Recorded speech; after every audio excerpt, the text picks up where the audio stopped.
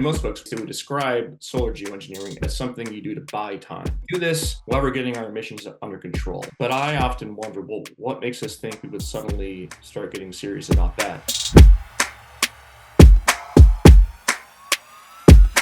Welcome back, everybody. Richard Baker, founder of Collector Responsibility, here today with another episode of Sustainable Master Podcast. Through these conversations, I'm talking to leaders of sustainability professionals who are in the corporate space, nonprofit space, academic, you name it, the whole spectrum. We're trying to get an understanding of not just the challenge that we face, but the work that's being done and the individuals behind that work. The idea here is to inspire and equip you to take your own journey, hopefully a career in sustainability where you will develop collaborations, platforms, solutions against the challenge that you see in the world. Economic, social, environmental, community, whatever it is, we're here to help. In this conversation, I'm extremely excited to be joined by Josh Horton, who is a senior program fellow for Solar Geoengineering at Harvard Kennedy School. Now, he is someone I spoke to last year, but I'm bringing him back because solar geoengineering and geoengineering more broadly is something that's becoming more discussed as we talk about the potential to manage 1.5 or what happens if we go past it. Now, I myself look at how can we drive efficiency? How can we use economics? How can we draw back before we have this big problem? But what I'm starting to see is a lot of people kind of going through the motions of technology will save us. That's the answer. Let's look at geoengineering, or let's look at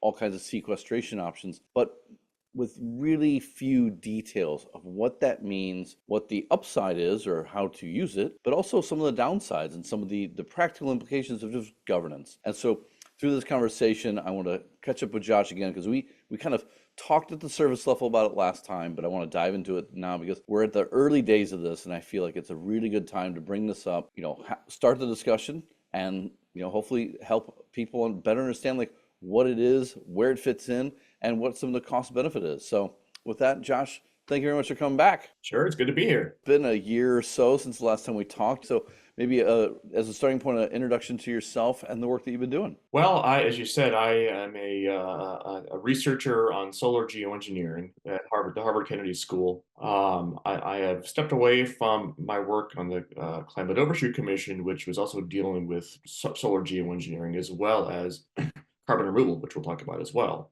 Prior to my work with the commission, and certainly during it, I got to know a whole lot about carbon removal technologies and methods and policies. So I follow that pretty closely as well. In that last year, we've managed to maintain an average of 1.5 and above through that time. And I'm curious, since we've spoken, where do you see overshoot now? Like, how likely do you think we are to pass 1.5 at the global level? And from there, like, what do you think the size and challenge of overshoot presents at the moment? Well, I, like many others, have sort of accepted the fact that we will be in a period of overshoot. The math is such that probably in the 2030s, we're going to reach a point where we have exceeded 1.5 degrees on a permanent basis. So I start from the premise that there will be overshoot. I guess the key then is to try to limit its extent and its duration through, primarily by continuing to cut emissions. Additionally, supplementing emissions cuts with carbon removal technologies and approaches to sort of draw down CO2 already up in the stock in the atmosphere. And then finally, looking at ways that solar geoengineering might be useful, not necessarily doing it because we just don't know enough yet, but the evidence that we have suggests strongly that if you did it in a certain sort of intelligent kind of way, it could do a lot of good in terms of minimizing climate risks and climate impacts, especially for developing countries, given where they're located. So it's a pretty compelling argument, but that's all it is at this point. So we need to do more research and encourage that to happen. When it comes to adaptation, when it comes to, say, resilience, geoengineering itself is coming up quite a bit. And I guess, from there, maybe an overview of what geoengineering is, and then, as you alluded to, some of the primary methods for either mitigating or adapting to, a changing climate, and how geoengineering fits into that. Like a lot of people in the field, I tend to differentiate sort of fundamentally between what we've been calling solar geoengineering, also known as solar radiation management or solar radiation modification or SRM, and carbon dioxide removal or carbon removal or CDR or negative emissions technologies. And I can go sort of through each of those sort of families of technologies. In fact, we're already doing some of it. It's sort of on front and center of policymakers' minds is carbon removal. And the reason that it's already on the table and being pursued and developed and talked about is because implicit in the idea of net zero by 2050, which is sort of the goal that many countries and companies have, is an acceptance of the fact that we won't be able to eliminate all emissions. They're going to be hard to abate sectors: transportation, aviation, shipping, cement, steel. It's very difficult to sort of eliminate those emissions. So at a minimum, you're going to have some means of offsetting those residual emissions. So once you sort of accept the realities of net zero, you have to accept the need for some amount of what we call CDR. Furthermore, if you accept that there's going to be an overshoot, maybe a big one, I would think there's consensus that at some point we would want to bring it back to draw back from that overshoot, eliminate it, and come back to something that's more stable, more desirable in terms of how much CO2 is in the atmosphere. The only way to do that is by drawing down CO2 from the atmosphere, going net negative. There are kind of two big clusters of methods that one could pursue with CDR. One is what's often called nature-based solutions. And that's essentially like planting more trees, soil carbon sequestration, mangrove restoration. They're limited in a couple of really significant ways. One is just the scale of how much CO2 could be drawn down using just, reforestation is limited. The other big cluster of CDR approaches is sort of more technological. These are much more expensive, much more unknown, look to have a lot more potential in terms of just how much CO2 you could store, but they don't exist yet, or they exist only in prototype form and they're very expensive. But maybe the two leading examples of that are the first one is direct air capture. So it's this idea of basically scrubbing the atmosphere to pull CO2 out. Usually you would do that, you'd have giant factories essentially doing this. That's very expensive, but it works. The problem is it may cost up to $1,000 per ton of CO2 you draw down, which is just extremely expensive. The other sort of main variety of technological CDR is called BECS, which is bioenergy carbon capture and sequestration, which is just a combination. It's a coupling of bioenergy, growing plants, and CCS, carbon capture and sequestration. So basically the idea is that as plants grow, they absorb via photosynthesis CO2. If you then burn those plants as fuel in a power plant or in some other way and capture the CO2 with the smokestack, you're essentially pulling CO2 out of the air via the plants and the sequestration. When you get that going in a cycle, you will end up drawing down CO2 into the atmosphere. Again, that would be much more expensive than these nature-based solutions, but in theory, it also generates electricity. So there would be a side benefit that would come from that. So they might alter the calculations there. What I find is in the media, everything is a silver bullet. Oh, we can hide it all in the ocean. We can all hide it in the mangroves. We can hide it all in the Amazon. And it's like we're constantly looking for a place to put it all without actually having a lot of this penciled out or even really active. And I'm curious, like CDR, how far are we from real commercial scale, and therefore we can actually follow the PM, the numbers start tracking down? Some of the studies I've seen suggest that the world to hit net zero or to avoid, say, 2 degrees overshoot, the world needs to be in a position to draw down 10 gigatons of CO2 per year by mid-century, which is, basically equivalent to building an industry the size of the current oil and gas industry or something like that. I mean, it's a huge undertaking. How far away are we from having, a fleet of DAC plants working worldwide? It's impossible to say, but I think we're decades away from that. But the sooner we can get in a position where that's feasible and possible, the better. But we've got a long ways to go. Given how far away we are, why is it such a hot topic of conversation? And where's that conversation rooted? Is it from the investor community trying to make money? Is it from the science community saying we need more money? Like, where do you see that happening? Well, it began with integrated assessment modeling back in the day that was used. It's computer models that are used to sort of ground truth the goals embodied in international climate policy, like the Paris goals. And back in the early 2010s, a bunch of modelers came across this thing called BECS, which I mentioned earlier, which did this fantastic job of, if you just use this, you could get to net zero without excruciating costs and it would all work. And so the idea of BECS being and report state being principal levers of policy were sort of embedded in implicitly in the Paris Agreement and IP. And lo and behold, they don't actually exist. And so there's a lot of attention paid to them, a lot of controversies, but also a lot of excitement, viewing it as this is a new sector that's nascent and that we will have to use, it turns out. If we make money doing this, let's be first, let's first movers. So some money began to pour into a few of these sort of startups. It's continued to. So they were already adopting net zero targets. And they began to sort of clarify that for some of them that included some amount of CDR and would begin to go out and buy CDR. So there's a private group called Frontier. You may have heard of them. It's Microsoft and Spotify and a bunch of big early purchasers who began to spend lots of money on the promise of delivering CDR. And that's gotten a lot of headlines because every once in a while you see some big new purchase by Microsoft or by Swissair or by, and that's, I think, why it's generated some interest, it's sort of intrigue, because it's new, it's different, it's kind of sci-fi, underlain by sort of the more sort of sober reality that, yes, in fact, something like this will be necessary eventually, so it's worth paying attention to. Let's move on to the next type, SRM, or the solar engineering portion of the conversation. In the last conversation, we broadly mentioned it, but it'd be great if you can speak about what is it, what's its goal. So the idea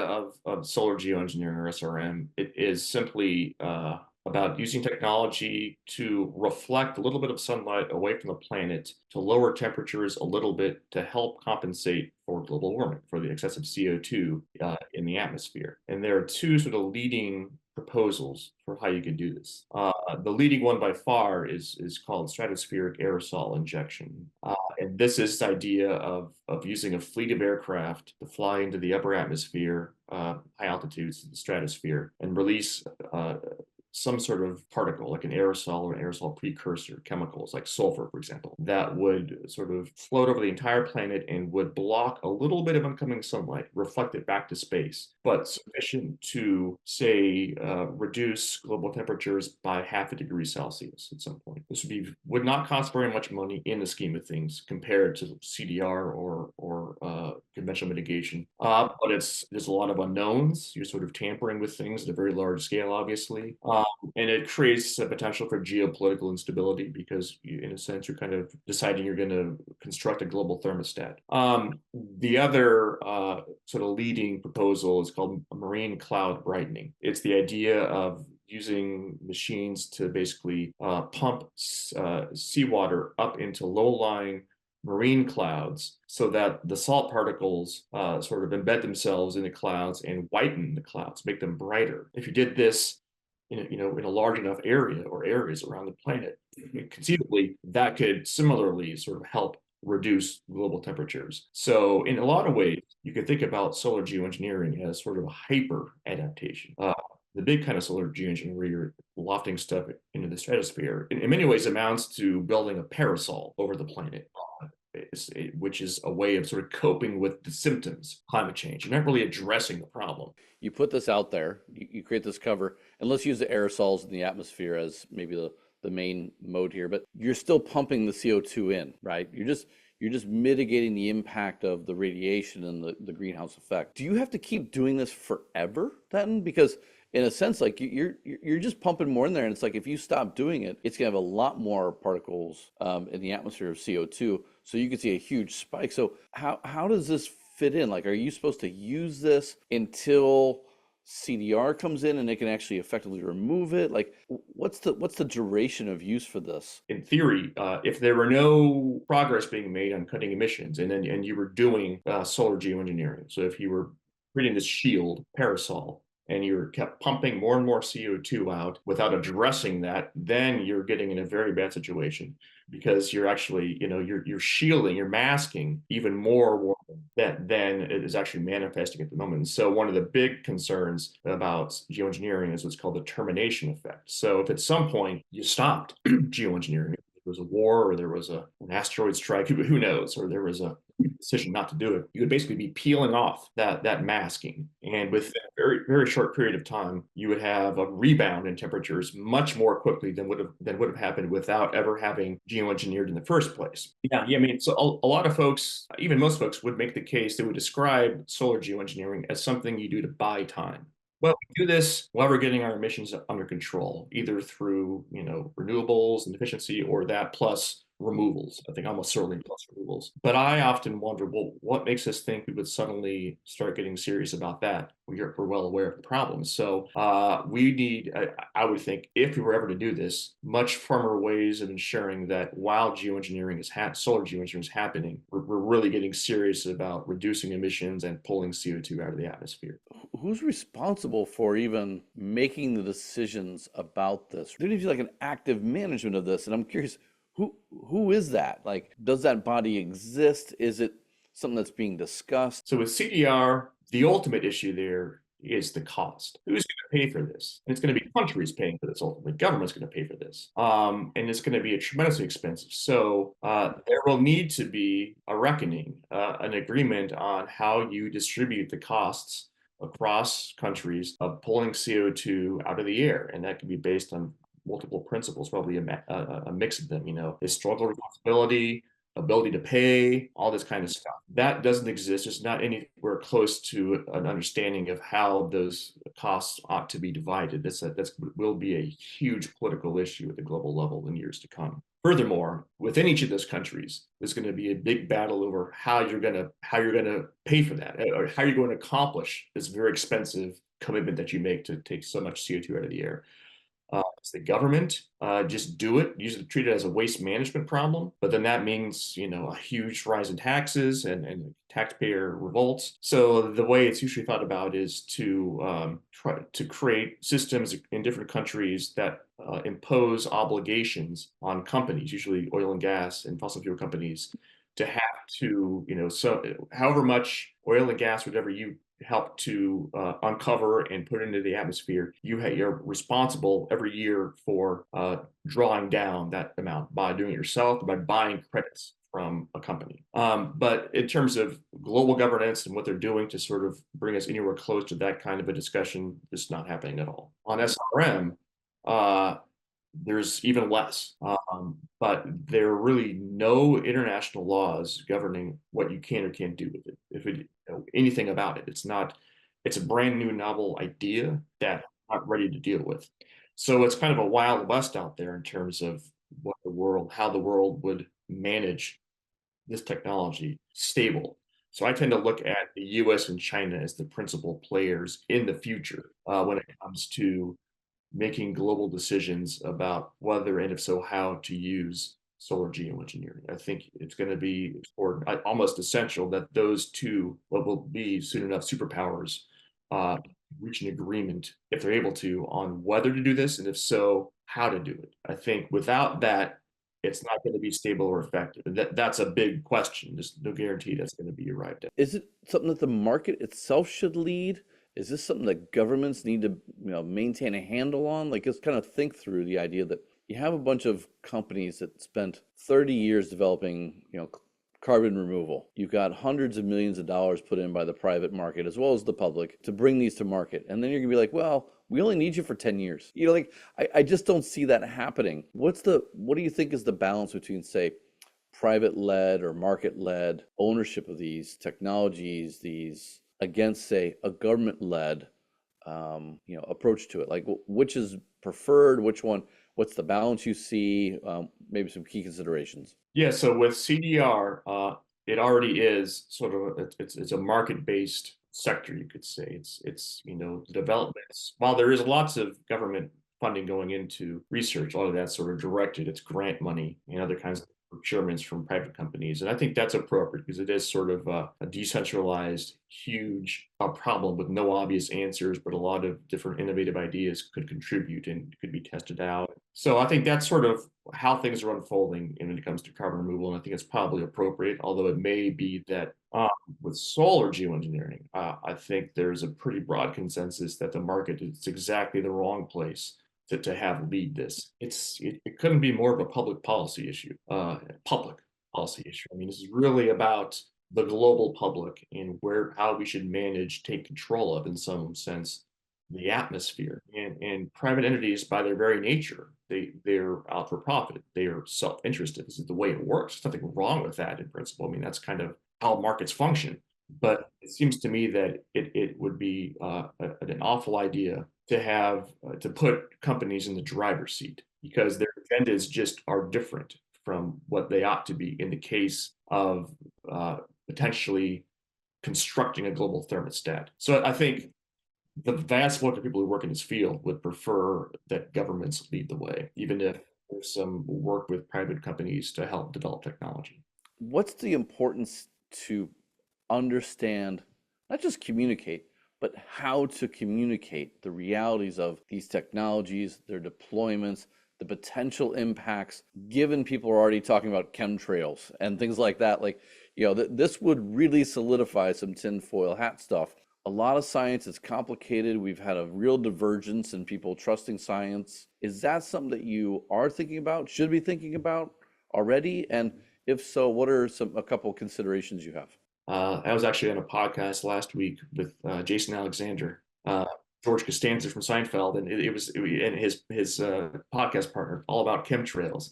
We're talking about do they exist? No, but how do you communicate? How do you engage with those who think they do, or how do you convince them, persuade them that we're not doing chemtrails, that we're not doing geoengineering, that that's something separate and it entails this? That's a huge challenge. All that I can say is that I think it's really important not to belittle people who believe in chemtrails or some variation of the chemtrails conspiracy theory, because that's mean spirited, first of all, but it also is not helpful. That's not going to benefit anybody. So I tend to try to be respectful and just sort of lay out what I think I know, where I know it from, and leave it at that. That tends to actually get some mutual respect. That's not, a master plan for sort of getting past the chemtrails conspiracy theories, but I think that's sort of the right approach to engaging with it, which is a part of communicating about solar geoengineering. So maybe as a final question, if you were going to, start a conversation with someone who really doesn't know much about it, they have some suspicions, they've heard some rumors, whatever. What are 2 or 3 things you think they should know about this topic, about the potential, the downside, why they should learn more? Like, what are 2 or 3 things you think are fundamentally they should know about this before coming to a conclusion about what it might be? For SRM, solar geoengineering, I'd say a couple of things. First is that by no means should people think that this is being marketed as a replacement for cutting emissions. There is no replacement. It's not addressing the cause of climate change.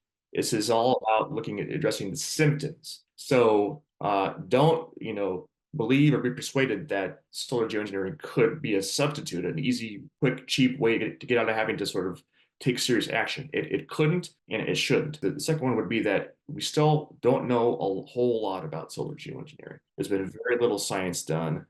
So we think it looks promising, but we don't know that. So more than anything else, what the world needs is to do more research. Third and related is the reality is that there's been about 15 years of like high-end modeling done by lots of different groups all over the world in lots of different sort of phases. And the results are pretty consistent in showing the following, that if you did sort of a moderate, not a giant use of solar geoengineering, but a moderate amount to sort of say, slow the rate of warming by half or something along those lines, the results tend to show, almost always show, that really every region of the world is no worse off than it would have been if you had not done geoengineering, and almost every region is better off. The final point I'd say is that, insofar as every region of the world looks like it would be better off, keep in mind that most of those regions are full of developing countries who did not cause the problem for the most part. who are going to suffer the most from it. And so who could stand to gain the most from a smart deployment of solar geoengineering. Now, there's a lot of ifs and conditions there, but that case in and of itself, for those who are sort of more globally minded, more progressive, ought to make you think twice about dismissing the possibility, because it really would work out that if this all worked the way it seems like it would work, that could do a hell of a lot of good for those who are least responsible for the problem and who are going to suffer the most from it.